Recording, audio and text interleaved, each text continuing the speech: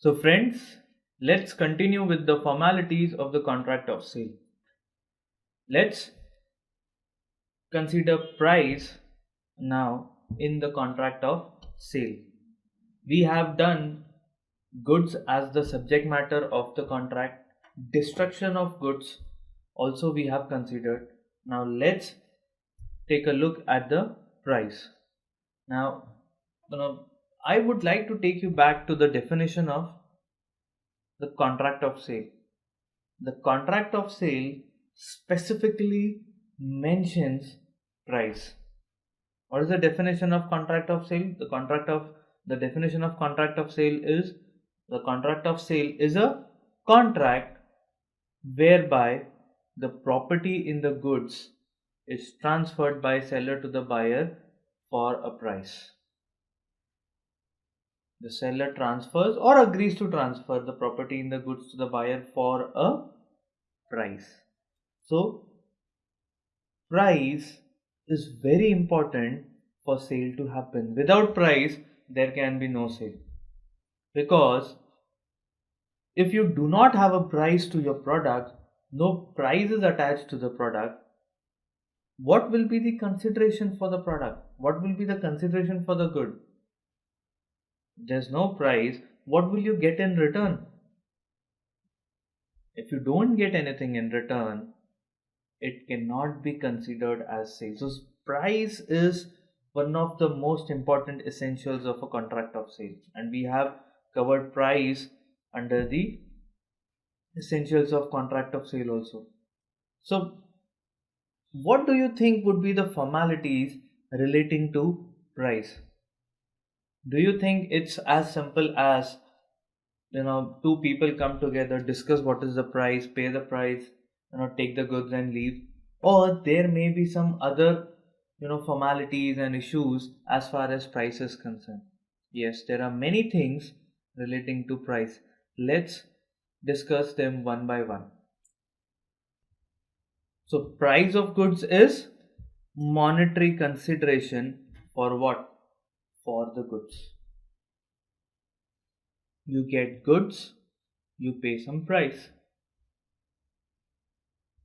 But that price has to be paid in money terms.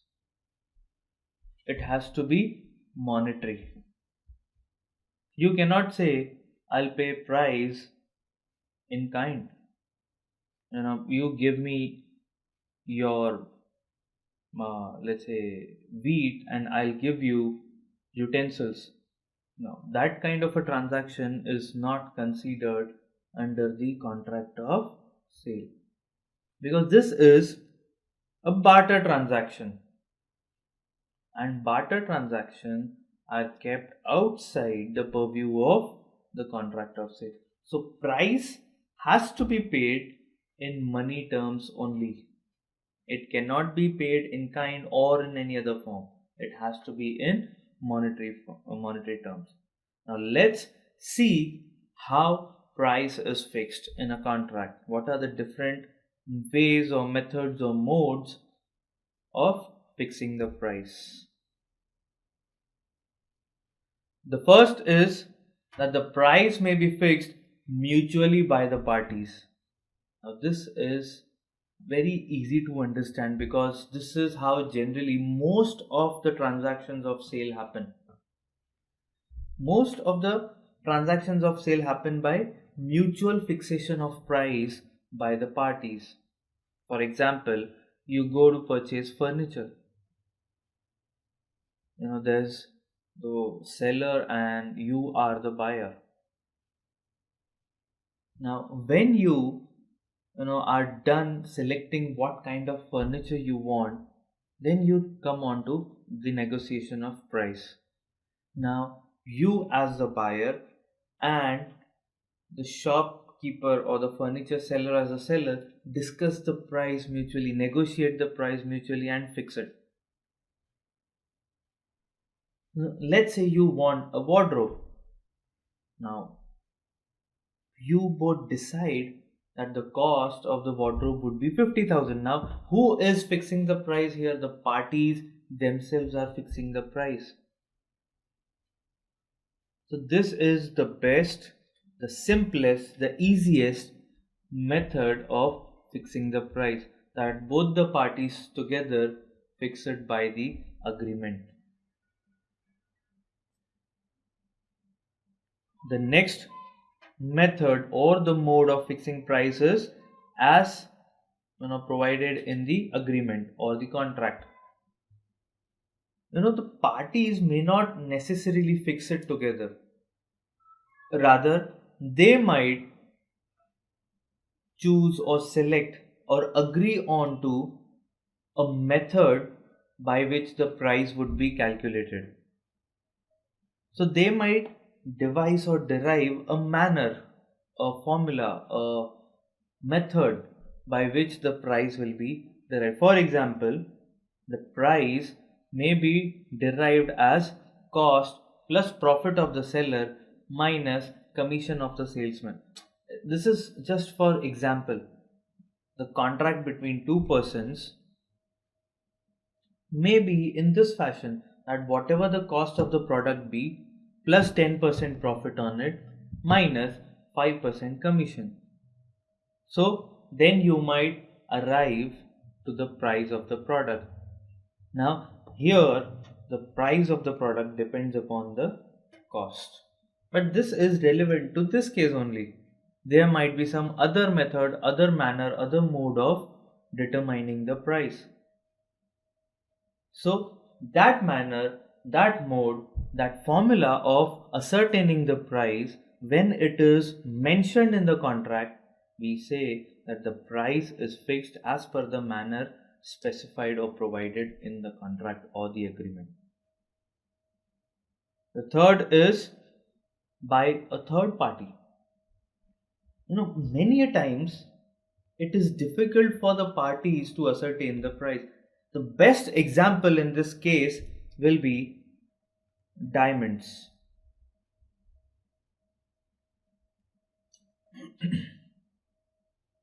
Now, when you look at diamonds, can you evaluate, can you ascertain, can you figure out what would be the value of that diamond? Because there are a lot of nitty-gritties that go into determining the value of diamond. Its cut, its weight, its purity, the reflection of light in it.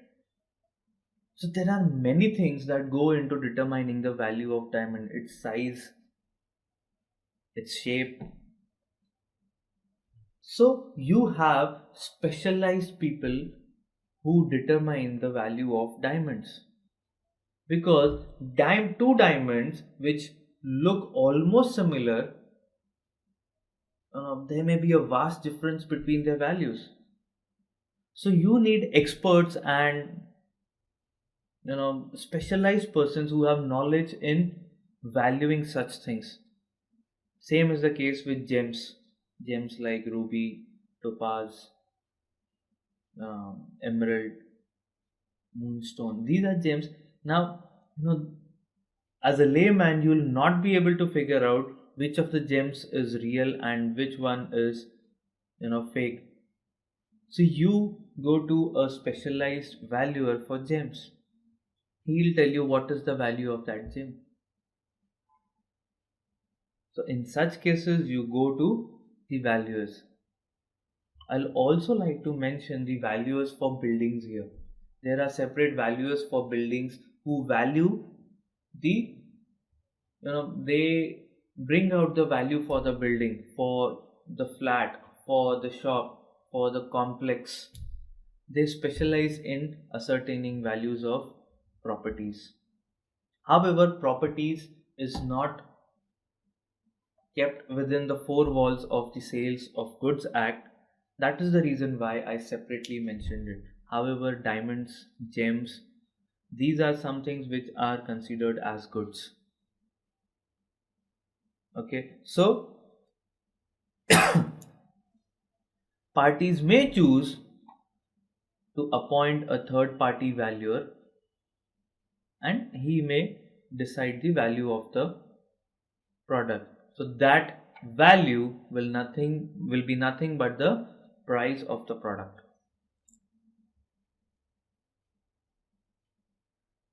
Now, let's say the parties do not mutually decide the price. Even in the agreement, no method or manner is mentioned. They do not propose to get it valued by a third party also. So, how do you fix the price here? The price here would be fixed by the regular course of dealings, by the normal trade usages customs there. What was the price paid when the last purchase was made? What is the normal price this product is dealt in the market? So, by getting the answers to this question, you can get the price of that product. So,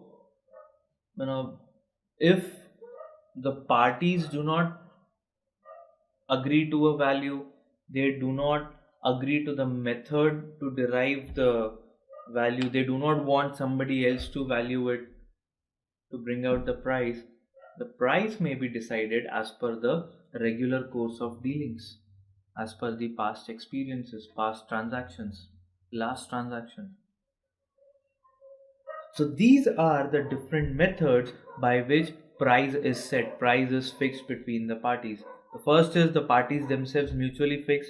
Second is they devise a manner which is provided in the contract to fix the price.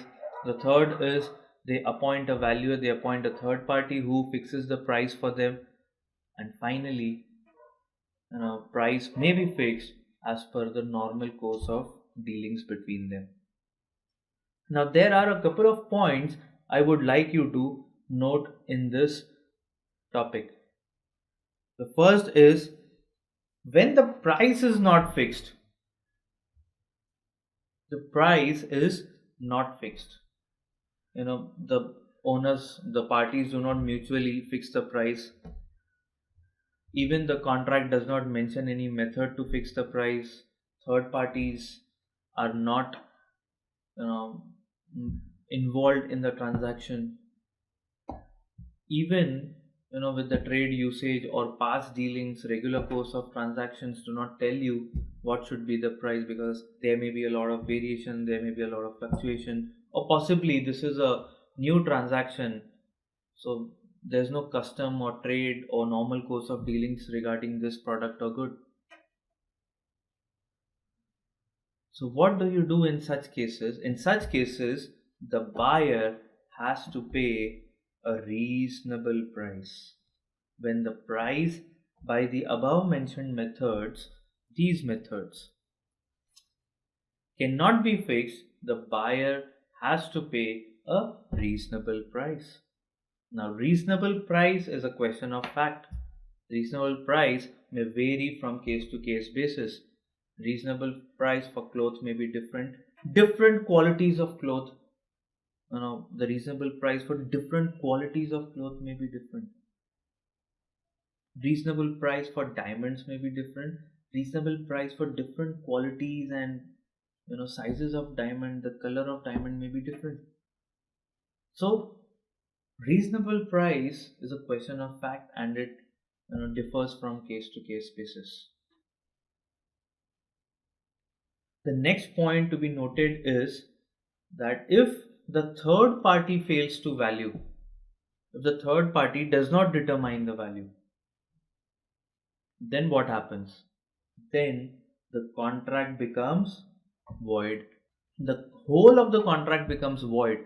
Now, why should the contract become void here? Because the seller is ready to sell, the buyer is ready to buy. The only problematic thing here is the price.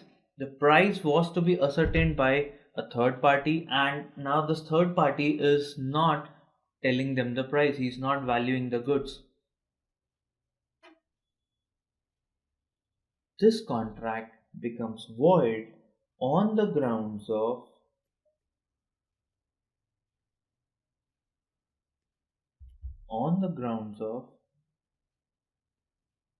uncertainty. So when the third party does not value, at what price do you transact? There's no price. It was the third party which was to tell you what is the price. Now that third party is not tell. No, the reason may be anything here. For whatever reason may be, the third party is not coming out with a price. Possibly, the third party is not available. It is out of station, or it's busy. It does not want to tell you the price. Whatever may be the reason.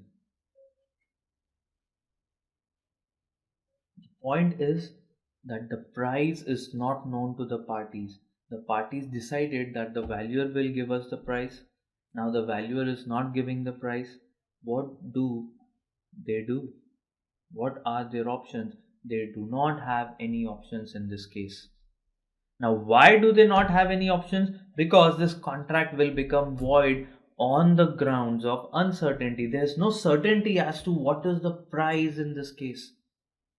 What amount should the buyer pay to the seller? What amount should the seller get from the buyer? There's no certainty. And we all know when there's no certainty in a contract, the contract becomes void, because certainty is one of the essentials of a valid contract. Going back to the Contract Act, uncertainty is, this is what makes contract void. So the contract becomes void here.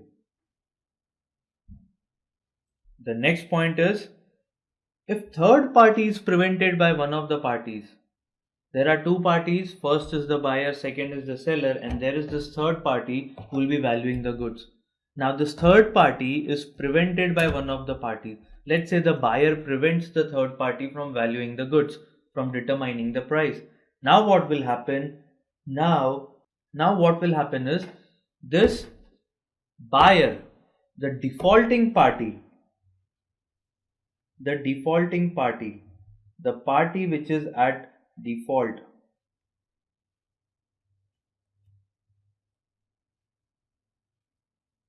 the defaulting party will be liable for damages.